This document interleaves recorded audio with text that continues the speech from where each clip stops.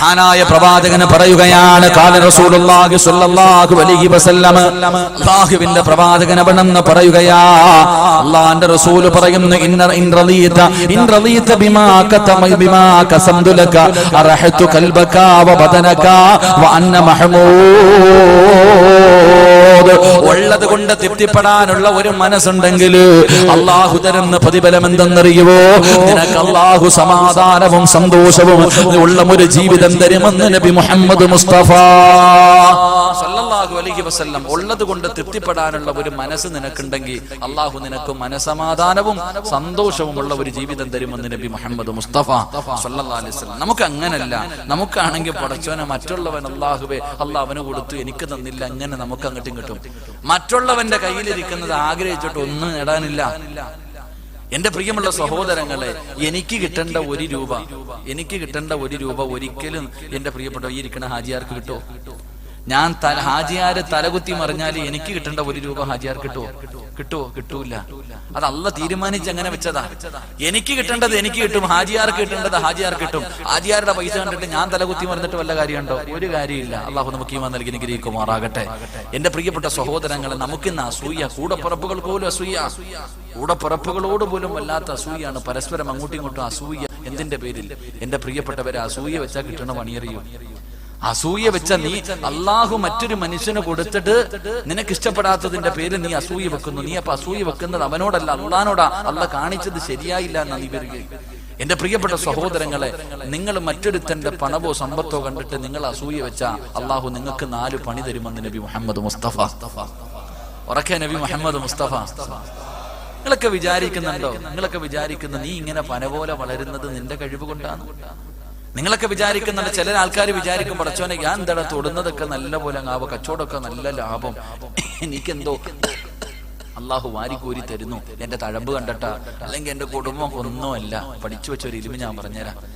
എന്റെ പ്രിയപ്പെട്ട സഹോദരങ്ങളെ, മഹാനായ നബി മുഹമ്മദ് മുസ്തഫ സല്ലല്ലാഹു അലൈഹി വസല്ലം തങ്ങൾ പറഞ്ഞു, അസൂയ വെക്കുന്ന മനുഷ്യൻ അള്ളാഹു 4 ശിക്ഷ കൊടുത്തു പരീക്ഷിക്കുമെന്ന് നബി മുഹമ്മദ് മുസ്തഫ.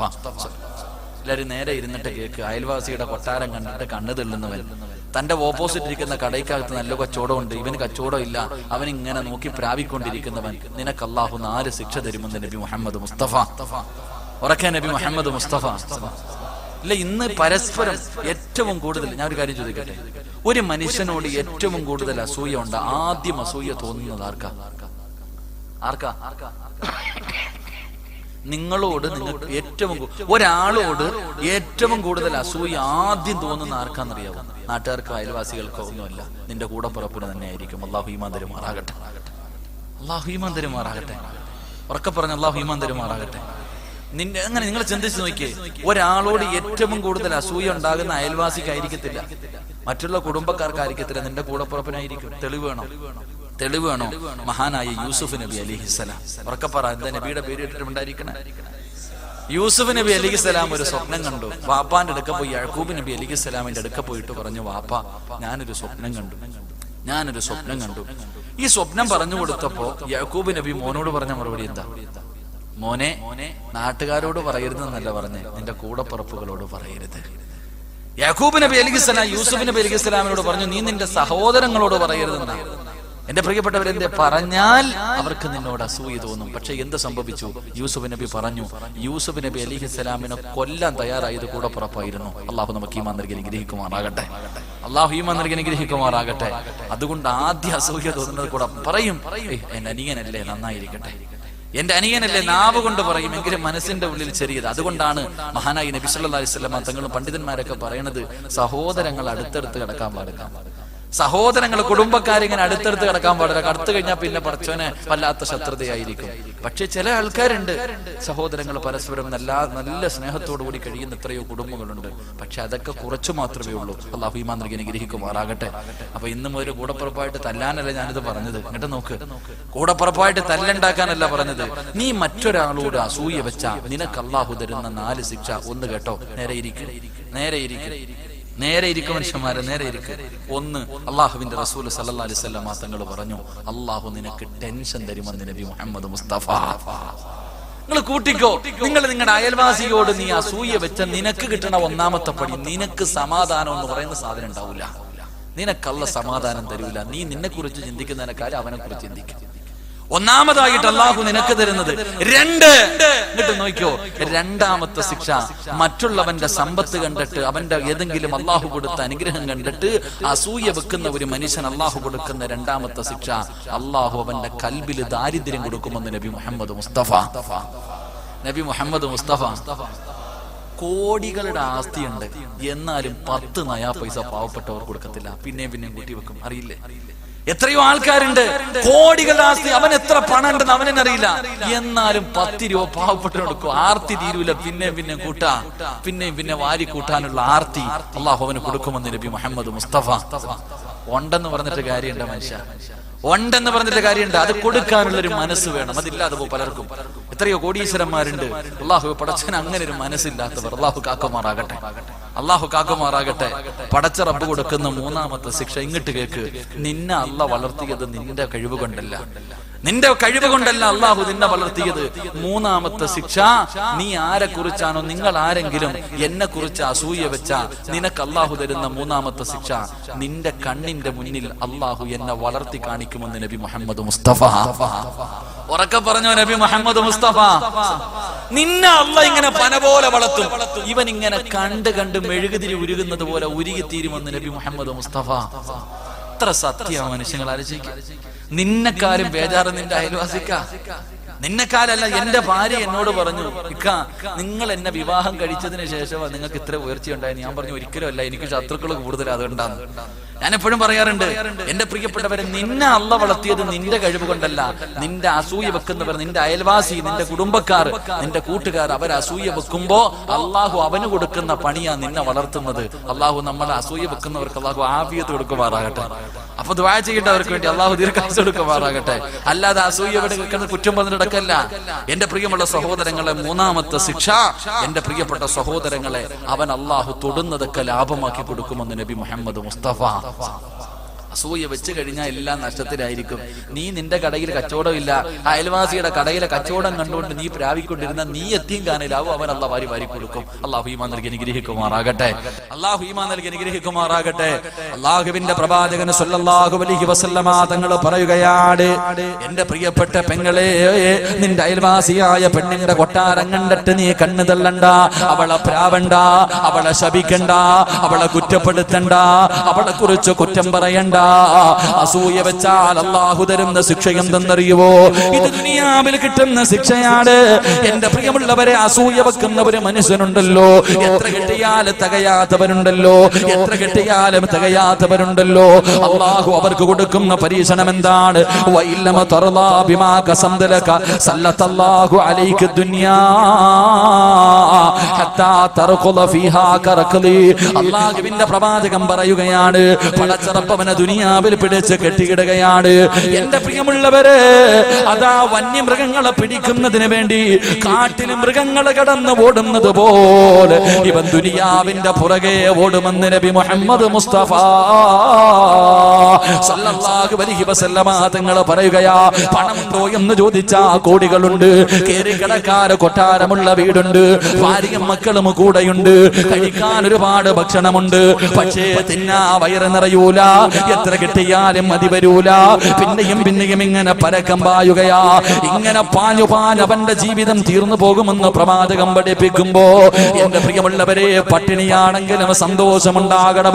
പണമുണ്ടെങ്കിലും പണമില്ലെങ്കിലും, വീടുണ്ടെങ്കിലും വീടില്ലെങ്കിലും, കഴിക്കാൻ ഭക്ഷണമുണ്ടെങ്കിലും ഇല്ലെങ്കിലും, എന്റെ പ്രിയമുള്ളവരെ, സന്തോഷത്തോടെ കഴിയണം. അല്ലാഹു നിനക്ക് ഇത്ര തന്നല്ലോ, പടച്ചവനെ, നിനക്ക് വാടക വീടാണ് പടച്ചറപ്പ് തരുന്നതെങ്കിൽ നീ ചിന്തിക്കണം, പടച്ചവനെ, ഇതുപോലും ഇല്ലാത്ത എത്രയോ പേര് കടത്തിണ്ണയിൽ കിടക്കുന്ന അല്ലാഹ്,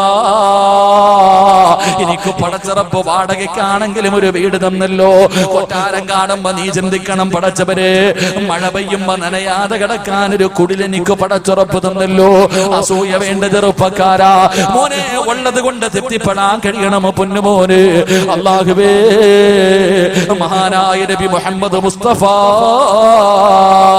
സല്ലല്ലാഹു അലൈഹി വസല്ലമ തങ്ങൾ ആയിഷാ ബീവി റളിയല്ലാഹു തആല അൻഹാ, ആയിഷാ ബീവി പറയുകയാണ്, ഒരു ദിവസം അല്ലാഹുവിന്റെ പ്രവാചകനെ കാണുന്നില്ല. എന്റെ കൂടെ കിടന്ന പ്രവാചകനെ പാതിരാത്രി നോക്കുമ്പോ കാണുന്നില്ല. അള്ളാഹുവിന്റെ പ്രവാചകന് ആയിഷ ബീവി റളിയല്ലാഹു തആല നോക്കുമ്പോ അള്ളാഹുവിന്റെ റസൂലിനെ കാണുന്നില്ല. ആയിഷ ബീവി തെരഞ്ഞു നടക്കുകയാണ്. അള്ളാഹുവിന്റെ റസൂൽ എവിടെ? എന്റെ ഭർത്താവ് പാതിരാത്രി എവിടെയാണ് ഇറങ്ങിപ്പോയത്? മറ്റുള്ള ഭാര്യമാരുടെ വീട്ടിൽ പോയതാണോ? ആയിഷ ഇങ്ങനെ തെരഞ്ഞു നടക്കുകയാണ്. അതാ പാതിരാത്രി നോക്കുമ്പോ മസ്ജിദുൻ നബവിക്കകത്തൊരു തേങ്ങല് കേൾക്കുകയാ.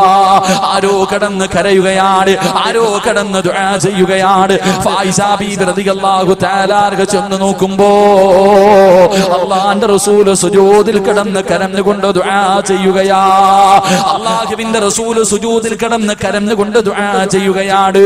അടുത്ത് ചെന്ന് നോക്കുകയാണ്, എന്താണ് എന്റെ ഭർത്താവ് പാതിരാത്രി സുജൂദിൽ കിടന്ന് പറയുന്നത്? അടുത്തേക്ക് ചെന്ന് നോക്കുമ്പോ അല്ലാഹുവിന്റെ റസൂൽ പറയുന്നു, അല്ലാഹുമ്മ ഹീനി മിസ്കീനാ വഅമിത്നി മിസ്കീനാ. അല്ലാഹുവേ, ഒരു പാവപ്പെട്ടവനായി എന്നെ ഈ ദുനിയാവിൽ ജീവിപ്പിക്കണേ അല്ലാ. പടച്ചവനെ, ഒരു പാവപ്പെട്ടവനെ പോലെ എന്നെ ഈ ദുനിയാവിൽ നീ ജീവിപ്പിക്കണേ പടച്ചവരെ. എന്റെ പ്രിയമുള്ളവരെ, പ്രവാചകനെക്കാളും പാവപ്പെട്ട ഒരു മനുഷ്യനും ലോകത്തില്ല. അതുപോലെ പട്ടിണി കിടന്ന ഒരു കുടുംബവുമില്ല. അള്ളാഹുവിന്റെ പ്രവാചകന്റെ മുന്നിലേക്ക് അള്ളാഹുവിന്റെ പ്രവാചകന് ആയിഷ ബീവി റളിയല്ലാഹു തആല പറയുന്നുണ്ട്, വയറ്റത്ത് കൈവച്ചിട്ട് അല്ലാഹുവിന്റെ റസൂൽ വീട്ടിലേക്ക് കയറി വരും. വിശപ്പ് സഹിക്കാൻ കഴിയാതെ വീടിനകത്തേക്ക് വരുന്നത്, വിശപ്പ് സഹിക്കാൻ കഴിയാതെ വയറ്റിലെ കൈ കൊണ്ട് പിടിച്ചിട്ടാണ് വീട്ടിലേക്ക് കടന്നു വന്നിട്ട് ചോദിക്കുന്നു, ആയിഷ എനിക്ക് തിന്നാൻ വല്ലതും ആയിഷ. പൊട്ടിക്കരഞ്ഞുകൊണ്ട് ഇല്ല എന്ന് പറയുമ്പോ അള്ളാഹുവിന്റെ പ്രവാചകന് വീടിന്റെ മൂലയിൽ പോയിട്ട് ചുരുണ്ട് കിടക്കുകയാണ്. വിശപ്പ് സഹിക്കാൻ കഴിയാതെ അള്ളാഹുവിന്റെ പ്രവാചകൻ ഇങ്ങനെ ചുരുണ്ട് കിടക്കുകയാ. ആയിഷ ബീവി റളിയല്ലാഹു തആല സഹിക്കാൻ കഴിയാതെ പ്രവാചകന്റെ വയറിന്റെ മുകളിൽ ഇങ്ങനെ കൈവച്ചിട്ട് എന്റെ പ്രിയപ്പെട്ടവരെ കരയുമായിരുന്നു എന്ന് ചരിത്രം പഠിപ്പിക്കുമ്പോ, എന്റെ പ്രിയമുള്ളവരെ, അവരുടെ ജീവിതം വല്ലാത്ത സന്തോഷത്തിലായിരുന്നു. അവരുടെ കുടുംബ ജീവിതം വല്ലാത്ത സന്തോഷത്തിലായിരുന്നു. അള്ളാഹുവിന്റെ പ്രവാചകന്റെ പ്രിയപ്പെട്ട പൊന്നുമോള് ഫാത്തിമ ബീവി റളിയല്ലാഹു തആല പടച്ചവനെ ഒരു ദിവസം വീട്ടിലൊരു ചപ്പാത്തി ഉണ്ടാക്കി, അവിടെ നിന്നൊരു റൊട്ടി ഉണ്ടാക്കി. പടച്ചവനെ എല്ലാവരും കൂടെ ഇരുന്ന് കഴിക്കുന്നതിന് വേണ്ടി ആ റൊട്ടി എടുത്ത് പാത്രത്തിൽ വെക്കുമ്പോ ഫാത്തിമ ബീബി റളിയല്ലാഹു തആല തന്റെ പ്രിയപ്പെട്ട വാപ്പാനെ ഓർക്കുകയാണ്. പടച്ചവരെ, എന്റെ കയ്യിൽ ആകെയുള്ളതൊരു ചപ്പാത്തിയാണ്. എന്റെ ഭർത്താവും രണ്ട് മക്കളും മുന്നിലിരിക്കുകയാ. ഫാത്തിമ ബീബി റളിയല്ലാഹു തആല ആ കിട്ടിയ ഒരു റൊട്ടി പടച്ചവനെ വെള്ള മാവ് വെച്ചൊരു റൊട്ടി ഉണ്ടാക്കി. അത് കഴിക്കുന്നതിന് വേണ്ടി എല്ലാവരും ഒരുമിച്ചിരിക്കുമ്പോ ഫാത്തിമയുടെ കണ്ണ് നിറയുകയാ. അലിയാര് തങ്ങൾ ചോദിച്ചു, എന്തേ ഫാത്തിമ, എന്തേ ഫാത്തിമ? എന്റെ വാപ്പ ഭക്ഷണം കഴിച്ചിട്ട് ഒരുപാട് ദിവസമായല്ലോ. അല്ലാഹുവേ, കയ്യിലിരുന്ന ഒരു റൊട്ടി രണ്ടായിട്ട് കീറുകയാണ്. എന്നിട്ട് തന്റെ ഭർത്താവിന്റെയും മക്കളുടെ മുന്നിൽ പകുതി വെച്ചിട്ട് പകുതി ചപ്പാത്തിയുമായി അല്ലാഹുവിന്റെ റസൂലിന്റെ മുന്നിലേക്ക് കടന്നു ചെന്നു. അല്ലാഹുവിന്റെ റസൂലിന്റെ പൊന്നുമോള് ഫാത്തിമ ബീബി റളിയല്ലാഹു തആല പ്രവാചകന്റെ കയ്യിൽ പകുതി ചപ്പാത്തി കൊണ്ട് വെച്ചിട്ട് പറഞ്ഞു, വാപ്പാ, ഞാൻ എന്റെ കൈ കൊണ്ടുണ്ടാക്കിയതാ വാപ്പാ. എന്റെ വാപ്പ ഇത് കഴിക്കെന്ന് പറഞ്ഞു പകുതി ചപ്പാത്തി അല്ലാഹുവിന്റെ റസൂലിന്റെ കയ്യിൽ കൊണ്ടു കൊടുക്കുമ്പോ പ്രവാചകന്റെ കണ്ണ് നിറയുകയാ. അല്ലാഹുവിന്റെ റസൂലിന്റെ കണ്ണ് നിറയുകയാ. അവിടെ നിന്ന് ചോദിക്കുന്നു, വാപ്പാ, എന്തിനാണ് കരയുന്നത്? എന്റെ വാപ്പ എന്തിനാണ് കരയുന്നത്? അല്ലാഹുവിന്റെ പ്രവാചകൻ തന്റെ പൊന്നുമോളെ അടുത്തേക്ക് പിടിച്ചു, തന്റെ പൊന്നുമോളെ അടുത്തേക്ക് വിളിച്ചു. എന്നിട്ട് ചെവിയിൽ പറയുന്നു, ഫാത്തിമ, 3 ദിവസങ്ങൾക്ക് ശേഷം ആദ്യമായിട്ടാണ് ഞാനൊരു ഭക്ഷണം കാണുന്നത് ഫാത്തിമ. 3 ദിവസത്തിന് ശേഷം ആദ്യമായിട്ടാണ് ഞാനൊരു ഭക്ഷണം കാണുന്നത്. എന്റെ പ്രിയമുള്ളവരെ, ഉള്ളത് കൊണ്ട് തൃപ്തിപ്പെടാൻ കഴിയണം പെണ്ണ്. അല്ലാതെ എത്ര കിട്ടിയാലും തീരാതെ പടച്ചവനെ ആർത്തിയോടെ നടക്കുന്നതിൽ കാര്യമില്ല. പടച്ചറപ്പ് എന്ത് തരട്ടെ, അള്ളാഹു നിനക്ക് പണം തന്നാലും തന്നില്ലെങ്കിലും പടച്ചവൻ നിനക്ക് പട്ടിണിയാണ് തരുന്നത്. നിനക്ക് അള്ളാഹു വീട് തരുന്നില്ല, അള്ളാഹു നിനക്ക് മക്കളെ തരുന്നില്ല, അള്ളാഹു നിനക്ക് മാരക രോഗമാണ് തന്നത്. എന്ത് തന്നാലും കുറ്റം പറയല്ലേ ചെറുപ്പക്കാരാ. എന്ത് പരീക്ഷണം തന്നാലും നീ പടച്ചുറപ്പിനെ കുറ്റപ്പെടുത്തല്ലേ. എന്റെ പ്രിയപ്പെട്ടവരെ, മഹാനായ അയ്യൂബ് നബി അലൈഹിസ്സലാമിന്റെ ചരിത്രം എനിക്കും നിങ്ങൾക്കും അറിയുമല്ലോ. ആരാ അയ്യൂബ് നബി? ആരാ അയ്യൂബ് നബി? ആരാ അയ്യൂബ് നബിയുടെ ജീവിതം കണ്ടിട്ട് മലക്കുകൾ പോലും പടച്ചവരെ പുകഴ്ത്തുമായിരുന്നു. അയ്യൂബ് നബിയുടെ ജീവിതം കണ്ടിട്ട് ശൈത്താന് പോലും അസൂയ തോന്നുകയാണ്. ഒരു മനുഷ്യന്റെ ജീവിതം കണ്ടിട്ട് ശൈത്താന് അസൂയ തോന്നണമെങ്കിൽ അത് എങ്ങനെയുള്ള ജീവിതമായിരിക്കും? അയ്യൂബ് നബി അലൈഹിസ്സലാമിന്റെ ജീവിതം കണ്ടിട്ട് ശൈത്താൻ പോലും അസൂയ തോന്നുകയാ. അല്ലാഹുവോട് പറഞ്ഞു, അല്ലാ, അയ്യൂബിന് നീ അനുഗ്രഹങ്ങൾ കൊടുത്തത് കൊണ്ടാണ് അയ്യൂബ് നിന്നെ ഓർക്കുന്നത്. ഒരു പരീക്ഷണം കൊടുത്താ നിന്നെ മറക്കും പടച്ചവര്. അല്ലാഹു പറഞ്ഞു, ഒരിക്കലും എന്റെ അയ്യൂബ് എന്നെ മറക്കൂല. ഇല്ല പടച്ചവര്, പരീക്ഷണം കൊടുത്താ മറക്കും പടച്ചവര്. എന്റെ പ്രിയമുള്ളവരെ, അയ്യൂബ് നബി അലൈഹിസ്സലാമിന് അല്ലാഹു ഒരു പരീക്ഷണം കൊടുത്തു.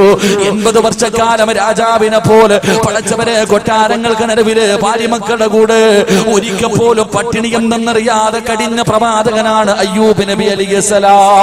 81 കൊല്ലം സുഖിച്ച് ജീവിച്ചു. ഒരു ദിവസം രാവിലെ നോക്കുമ്പോ തന്റെ കൃഷിയിടങ്ങൾ മുഴുവനും തകർന്ന് തരിപ്പണമാവുകയാ. തന്റെ വീടിടിഞ്ഞ് വീഴുകയാണ്. പല ഭാര്യയും മക്കളും മരിച്ചു. പടച്ചവനെ എല്ലാം നഷ്ടപ്പെടുകയാണ്. ഇന്നലത്തെ കോടീശ്വരന് ഒരു ജോഡി വസ്ത്രമല്ലാതെ മറ്റൊന്നും തന്റെ കയ്യിലില്ല.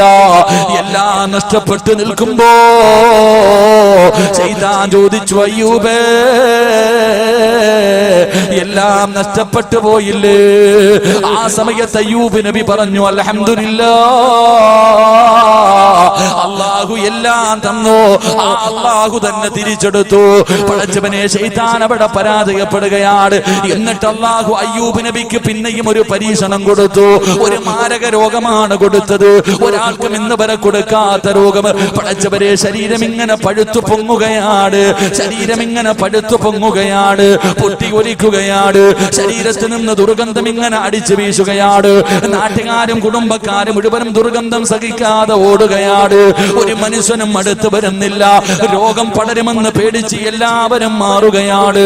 അവസാനം അയ്യൂബ് നബി അലൈഹിസ്സലാം 81 വർഷക്കാലം അല്ലാഹുവേ സന്തോഷത്തോടെ സുഖിച്ച് ജീവിച്ചിരുന്ന നാട്ടിൽ നിന്ന് നാട്ടുകാരും കുടുംബക്കാരും അടിച്ചിറക്കുകയാ. അയ്യൂബ് നബി നടന്നു പോകുമ്പോ കൂടെ ഒരേ ഒരു ഭാര്യ നടന്നു. കൂടെ ഒരേ ഒരു ഭാര്യ പോയി. പടച്ചവനെ, എല്ലാം നഷ്ടപ്പെട്ടാലും ഭർത്താവിന്റെ കൂടെ പോവുകയാണ് അയ്യൂബ് നബി അലൈഹിസ്സലാം. ഒരു തലവേദന വരുമ്പോ കുറ്റം പറയുന്ന മുസ്ലിമേ, ഒരു പനി വരുമ്പോ, ഒരു എന്തെങ്കിലും ഒരു വേദന വരുമ്പോ പടച്ചറപ്പിനോട് പരാതി പറയുന്ന മുസ്ലിമേ, അയ്യൂബ് നബി അലൈഹിസ്സലാമിന് അല്ലാഹു പരീക്ഷണം കൊടുത്തു. അവിടെ ശരീരത്തിൽ നിന്ന് മാംസങ്ങൾ ഇങ്ങനെ താഴേക്ക് വീഴുകയാണ്. എല്ലുവെളിയിൽ കാണുകയാണ്. എല്ലുവെളിയിൽ കാണുകയാണ്. അയ്യൂബ് നബി ഒരു മരത്തിന്റെ ചുവട്ടിലിരിക്കുമ്പോ ഭാര്യ വന്നിട്ട് പറയുന്നു, നബിയേ, നിങ്ങൾ അല്ലാഹുവിന്റെ പ്രവാചകനാണല്ലോ. നിങ്ങൾ അല്ലാഹുവിന്റെ പ്രവാചകനാണല്ലോ. നിങ്ങൾ അല്ലാഹുവിനോട് ദുആ ചെയ്താ ഈ രോഗമൊന്ന് മാറ്റി തരണേ എന്ന് ദുആ ചെയ്താ അല്ലാഹു മാറ്റി തരുമല്ലോ. നിങ്ങൾ എന്തേ ഒരു ദുആ ചെയ്യാത്തത്? നിങ്ങൾ എന്തേ ഒരു ദുആ ചെയ്യാത്തത്? അയ്യൂബ് നബി പറഞ്ഞ മറുപടി, പെണ്ണേ,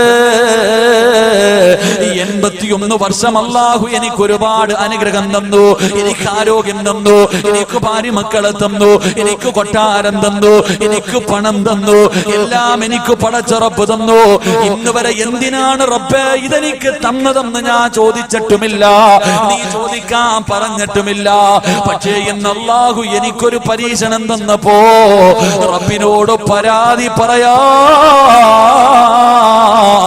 എന്നെ കൊണ്ട് കഴിയില്ല പെണ്ണ്.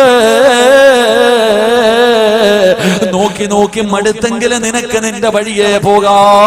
എന്റെ പ്രിയപ്പെട്ട ബാപ്പാ, ഒരു ചെറിയ തലവേദനയുടെ പേരിൽ കുറ്റപ്പെടുത്തുന്ന ബാപ്പാ, 18 കൊല്ലമാണ് അയ്യൂബ് നബി ഇങ്ങനെ നടന്നത്. 1 വർഷവും 2 വർഷവുമല്ല.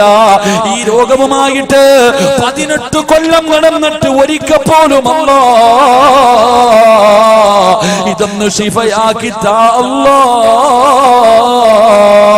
എന്ന് അന്ന് ദുആ ചെയ്തില്ല എന്ന് ചരിത്രം നമുക്ക് പഠിപ്പിക്കുമ്പോ എന്റെ പ്രിയമുള്ളവരെ, അല്ലാഹു തരുന്നത് എന്താകട്ടെ, അത് സന്തോഷമാകട്ടെ, അത് സമാധാനമാകട്ടെ, അത് രോഗമാകട്ടെ, അത് കടമാകട്ടെ, അത് പ്രയാസമുള്ളതാകട്ടെ, പടച്ചവൻ ഇതെല്ലാം തരുന്നത് നിന്നോടുള്ള സ്നേഹം കൊണ്ടാ, അല്ലാതെ വെറുപ്പുള്ളത് കൊണ്ടല്ല, അള്ളാഹ് നിന്നെ ഇഷ്ടമില്ലാത്തത് കൊണ്ടല്ല, സ്നേഹം കൂടിയത് കൊണ്ടാണ് വാപ്പാ.